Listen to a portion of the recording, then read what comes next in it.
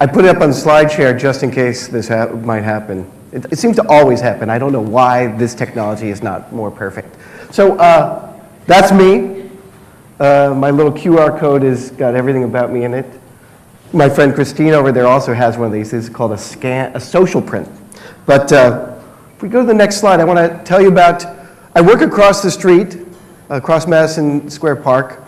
No, that's the last one. That's even more last. Can you go to the beginning? All right, and go to the next one. There you go. Anyone recognize this?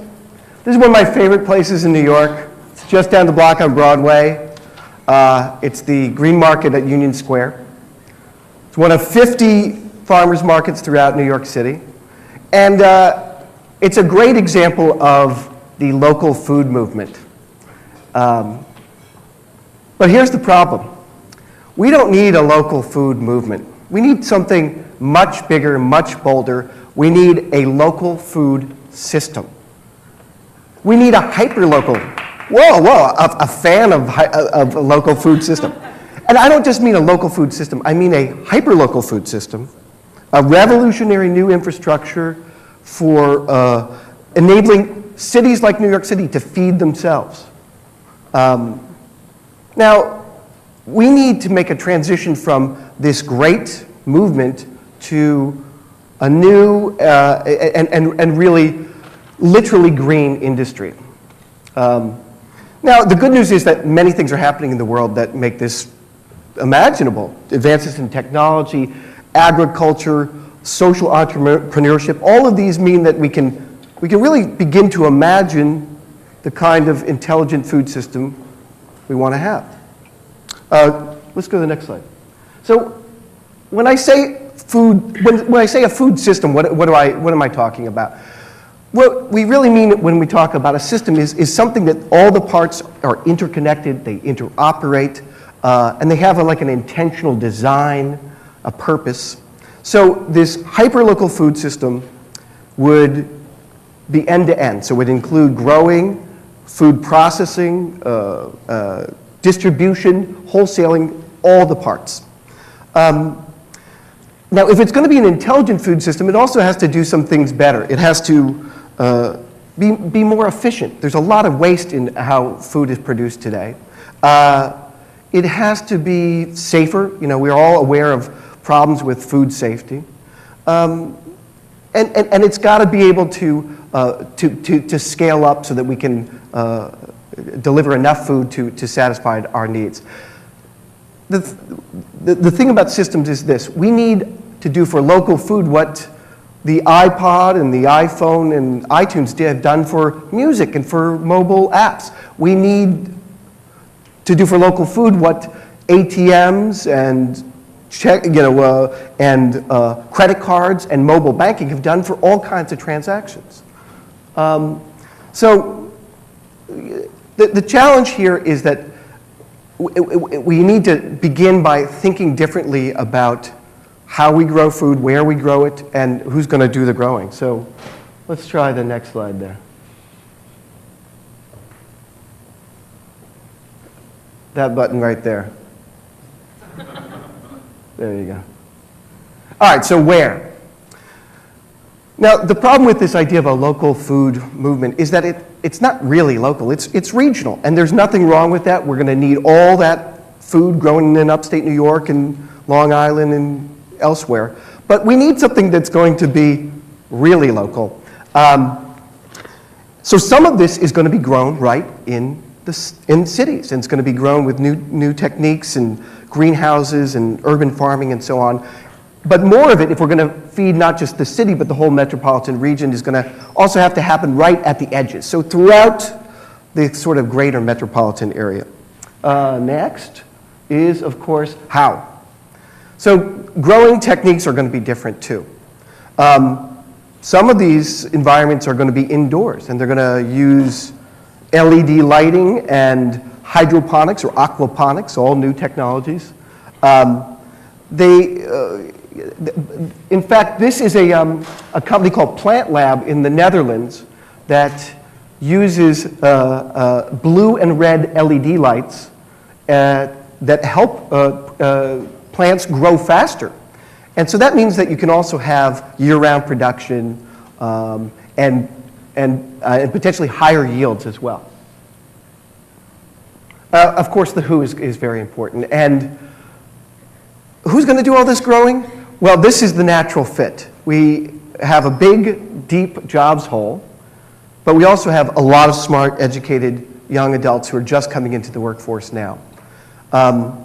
And they have, I think, the intellectual and the physical and the moral muscle to change the world. So I'm counting on them to be an important part of like a whole new generation of growers, people who probably would never think of themselves as farmers, but maybe that they'll think of themselves as social entrepreneurs. The other thing about the jobs front is that the growing in this local, hyper-local food system is only going to be part of it. Many of the other jobs will be part of the distribution channel, processing, and retail. So let's move ahead there. So the building block of this idea is a startup or a franchise idea that I call the co-farm. And it probably won't look like a farm, but it would be co in the sense of being co-owned, managed and operated by, maybe 5 to 10 young social entrepreneurs. It's the kind of thing where you might think of it as like the urban, very American for-profit version of a kibbutz, of the kind of communal farms system that has changed and helped grow Israel. It would be co in a couple other ways if we could go ahead. So first of all, it's got to be commercial. This has got to be something that makes money, that is a living, that isn't a hobby, that is sustainable as a small business. It's got to be cooperative. And the idea here is that this infrastructure would be very different and shared. And there's a lot of cooperative farms out there in Vermont and elsewhere. But I'm talking about the whole system being smarter and more cooperative and engineered to do that. And of course, if it's going to happen and be part of how cities become smarter, it's got to be co-created with cities and with citizens. It's got to be something that gets built into the fabric of city life. So, I also think in terms of a model. If this is going to scale and happen rapidly and be very viral, it has to be a model that can be replicated, that can be implemented very easily, that can be continuously improved. And so I'm drawn back towards the analogy of the Linux operating system. Open source, open innovation. So in a sense, you would have a design that everyone could use, no one would own, but that could allow this building block to happen faster. So in starting to think about this, I actually started looking around and I was astonished to find out how much of this is already happening in New York. And so I want to take you through some examples of where I think this is beginning to take place. So this is Gotham Greens. It's right across the river in Greenpoint, Brooklyn, and they're aiming to grow 30 to 40 tons of fruit and vegetable. They're going to be using solar panels for power and capturing rainwater. Next is several startups that are actually in this neighborhood. This is Bright Farm Systems. If any of you know about it, it's a very interesting model where they want to build hydroponic greenhouses right on top of supermarkets.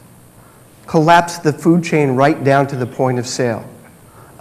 Fresher, the produce lasts longer. There's tons of reasons why it's a good idea. This next one is called Big Box Farms. And their model is quite interesting too. They want to retrofit warehouses, make them very energy and water efficient, and co-locate them near major food distribution centers like Hunts Point in the Bronx. Both of these we could, are close enough to shout out to. So next is this whole idea of vertical farming is actually homegrown too. So Dixon de Pommier up at Columbia University is really one of the thought leaders and pioneers of this, but the idea is that agriculture gets integrated into buildings and it takes advantage of the tremendous amount of floor space in high-rises.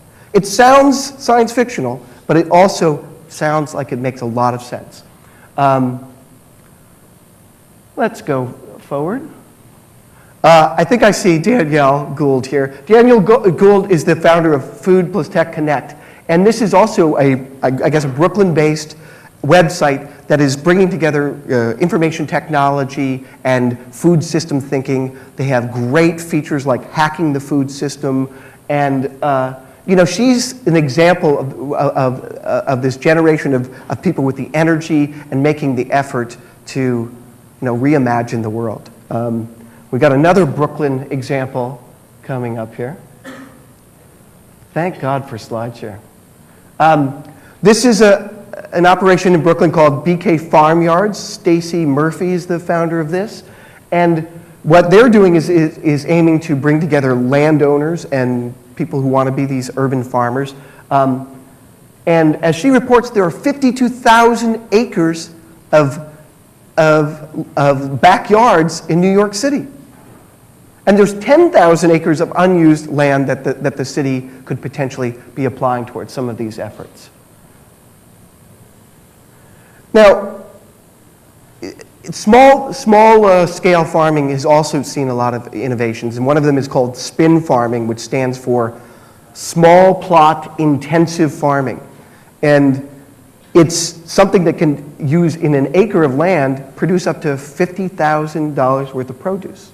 I mean, that's not like, you know, your amateur garden, but it shows that like some of this is quite feasible and possible.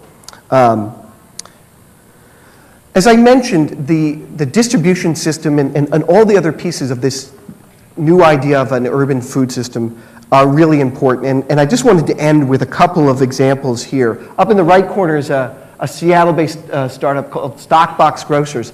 And what they're aiming to do is to have a sort of pop-up green grocer packed into a shipping container that could be easily brought into a neighborhood and set up in an empty lot.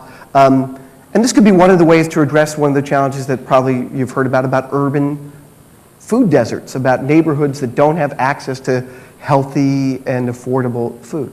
The other one is Holton Farms, and what they're doing, they're like this community-supported agriculture model where you kind of subscribe to the farm.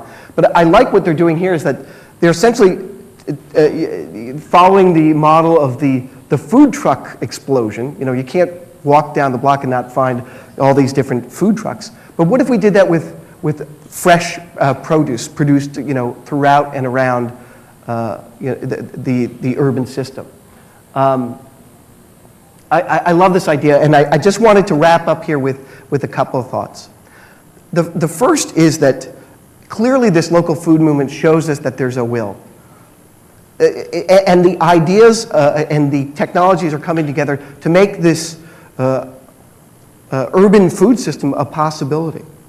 And if we want to create the food system that we want, we're going to need to do that in order to you know, dislodge the unsustainable elements of the food system we have. And, you know, like the song says, if we can make it work here in New York, we can make it work anywhere. So thank you very much for listening. And there's one last slide. I just want to dedicate this to my father-in-law, who would have loved this idea very much. Thank you very much.